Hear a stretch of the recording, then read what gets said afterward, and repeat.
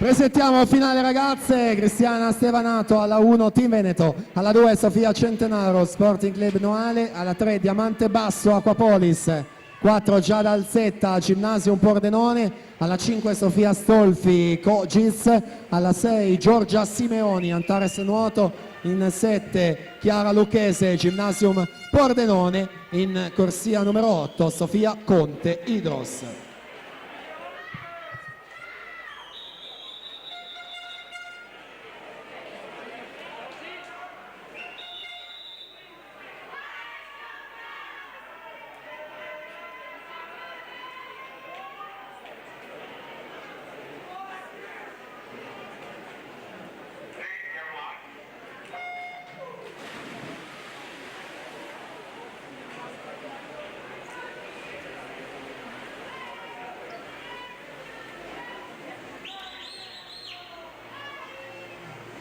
Finale dei 100 rana ragazze, record è del 2011 di Arianna Castiglioni, 1:12:03.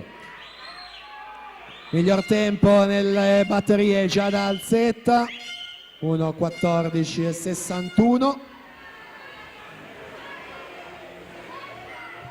35:03 il suo passaggio. Sofia Stolfi 35,87, Diamante Basso a 35,97 in terza posizione.